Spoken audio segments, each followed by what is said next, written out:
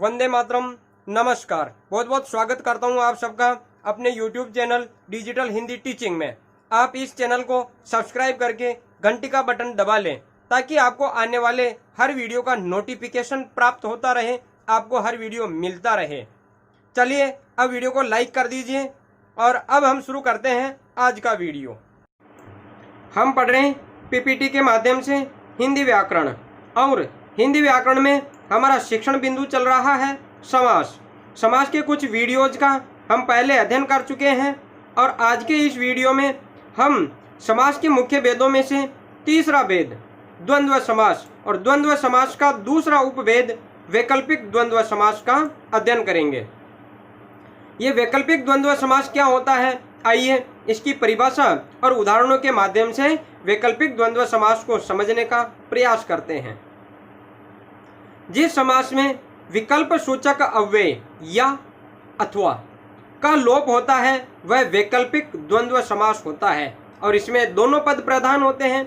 समास विग्रह में या अथवा को पदों के बीच में फिर से जोड़ दिया जाता है। भाई पहले इनका लोप हो गया था और जब हम समास विग्रह करेंगे तो इनको वापस जोड़ देंगे बीच में, तथा इसमें अर्थात वैकल्पिक द्वंद्व समास में दो विपरीतार्थक शब्दों का योग रहता है। दो विपरीतार्थक यानी विपरीत अर्थ देने वाले विलोम शब्दों का योग रहता है और इसमें दोनों ही पद प्रधान होते हैं। यह हमने द्वंद्व समास की परिभाषा में पहले पढ़ लिया। अब देखते हैं उदाहरण। वैकल्पिक द्वंद्व समास का पहला उदाहरण देखिए, हाँ ना। इसमें देखिए दोनों पद आपको स्पष्ट रूप से दिखाई दे रहे हैं। पहला पद हो गया हाँ और द्वितीय पद या उत्तर पद हो गया ना। इसमें देखिए हाँ का मतलब हाँ और ना का मतलब नहीं। अब इसका समास विग्रह क्या होगा, हाँ या नहीं। क्यों होगा ये?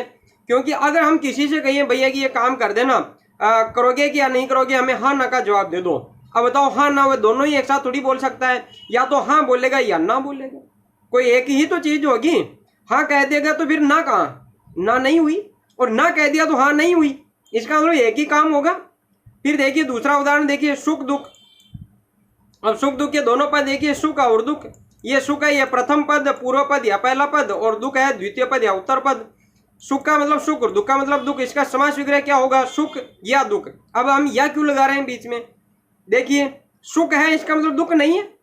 अगर जरा सा भी सुख है मतलब कि दुख नहीं है, और थोड़ा सा भी दुख है मतलब सुख नहीं है। अभी मान लीजिए कि अभी कोई कहे कि भाई आप सुखी हो कि दुखी हो, वैसे हम कहते तो ऐसे ही, दुखी हो तो भी कहते हैं भाई भाई बस सुखी है, भले हम गलत बोल रहे हैं भाई। मगर अगर जरा सा भी अभी दुख है, अभी जरा सा भी दुख है तो इसका मतलब अभी सुख नहीं है, और अभी सुख है इसका मतलब अभी दुख नहीं है। अब इन दोनों पदों को हम समझें तो देखिए ये जो प्रथम पद हाँ ना, ये समस्त पद हाँ और ना दोनों पदों का बोध कराता है, पर दोनों में से एक ही विकल्प का कार्य होगा। दोनों एक साथ नहीं होंगे, दोनों में से एक ही विकल्प का कार्य होगा, तथा दोनों पद अर्थ की दृष्टि से बराबर है, अतः दोनों पद प्रधान है इसमें। अब इनमें दोनों ही पद प्रधान है, दोनों ही अपना अपना अर्थ दे रहे हैं। इसमें देखिए सुख दुख दोनों ही पद प्रधान है। कैसे प्रधान है? देखिए दोनों पद कैसे बराबर है। सुख क्या है? भाववाचक संज्ञा है। तो फिर दुख क्या है? दुख भी तो भाववाचक संज्ञा है। दोनों ही बराबर है और दोनों का अर्थ प्रमुख रूप से प्रकट होता है, तो इनमें दोनों ही पद प्रधान होते हैं, पर एक ही विकल्प का कार्य होता है। चलिए हम वैकल्पिक द्वंद्व समास के कुछ उदाहरण और समझते हैं। देखिए पहला उदाहरण ठंडा गर्म। अब इसमें देखिए क्या होगा, ठंडा और गर्म दोनों साथ नहीं हो सकता। देखिए भाई ठंडा है इसका मतलब गर्म नहीं है ना। अभी मान लीजिए मौसम ठंडा है तो गर्म नहीं है, और गर्म है तो फिर ठंडा कैसा? मौसम गर्म हो गया मतलब ठंडा नहीं है। कोई एक ही तो काम होगा, लाभ हानि। अब देखिए इसमें क्या होगा, लाभ या हानि। भाई मान लीजिए कि हमने 1 रुपए का भी लाभ कमा लिया, मतलब कि हानि तो नहीं हुई। हानि नहीं हुई, एक ही काम हुआ ना, लाभ भी हुआ। और अगर 1 रुपए की भी हानि हो गई इसका मतलब लाभ बिल्कुल ही नहीं हुआ। एक ही चीज होगी, एक साथ दोनों कैसे हो सकते हैं? ऐसा है कि लाभ हानि दोनों हो गई, 1 रुपए का लाभ भी और 1 रुपए की हानि भी हो गई, ऐसा नहीं हो सकता। कोई एक ही काम होगा। लाभ हो गया इसका मतलब हानि बिल्कुल नहीं हुई, और हानि हो गई इसका मतलब लाभ बिल्कुल भी नहीं हुआ। दूसरा उदाहरण देखिए, भला बुरा। भला या बुरा, भला है तो भला है, बुरा नहीं है, और बुरा है इसका मतलब भला नहीं है। धर्माधर्म, धर्म या अधर्म। फिर देखिए एक या दो। एक दो क्या होगा, एक या दो। मान लीजिए कभी लड़ाई झगड़ा हो गया और तो फिर कम कौन रहता है? कहता है कि मैंने भी 1 2 उसके मार दी, 1 2 रख दिए, गाल पे चाटे रख दिए, 1 2। भाई 1 रखे कि 2 रखे? 1 रखा मतलब 2 नहीं रखे, 2 रख दिया इसका मतलब 1 नहीं रखे, 2 रख दिए। तो एक या दो, दोनों में से एक ही चीज होगी। उल्टा सीधा, इसमें क्या होगा, उल्टा या सीधा। गिलास उल्टा पड़ा है मतलब उल्टा ही पड़ा है, सीधा नहीं है वह। और मान लीजिए सीधा है तो फिर सीधा है, उल्टा है तो उल्टा है, और सीधा है तो सीधा है। दोनों में से कोई एक ही काम होगा, एक बार में दोनों नहीं हो सकता। गिलास उल्टा सीधा दोनों पड़ा है, ऐसा नहीं हो सकता।